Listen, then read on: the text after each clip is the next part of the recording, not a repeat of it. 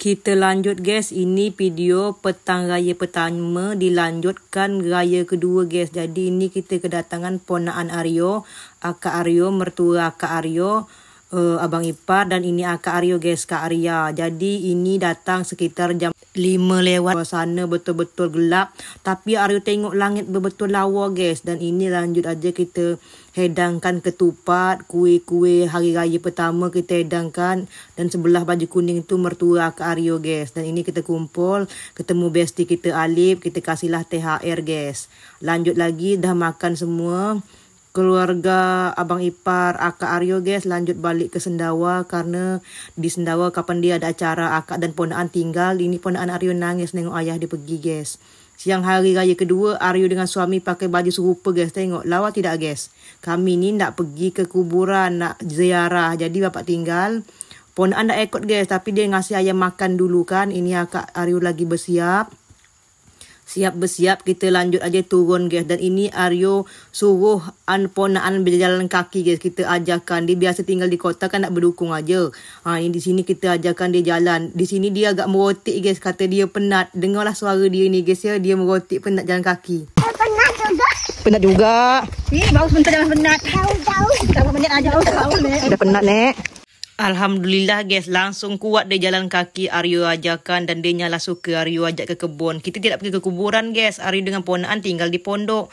Takut budak kecil tak boleh kan. Jadi dah berziarah, suami dengan Aryo balik dulu. Sebab kita nak singgah beraya rumah Mak Ati dengan Pak Awang guys. Itu kita jumpa saudara mara lagi beraya.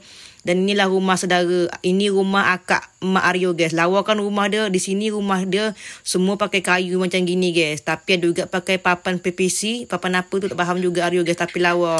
Di sini Aryo balik jumpa kedatangan tamu. Geng kita lama put dengan Yogi. Kita pun ganti baju kerana kepanasan.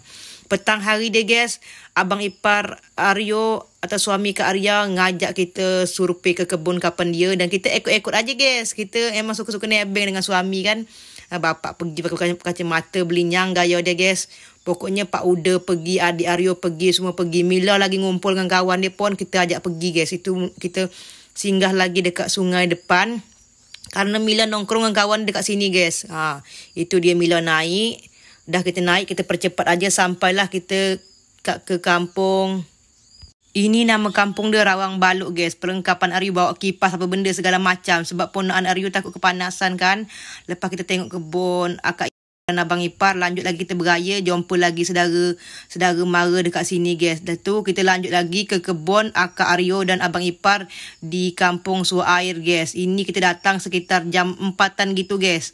Ini kita berjalan, ponaan Aryo berdukung dengan Om G dia, Pak Uda ikut. Ini sampailah kita di kampung Suair, rumah nenek Mila guys. Ini tanah akak Aryo dan suami dia. Di sini kita survei sebab akak kita belum pernah tengok kebun dia.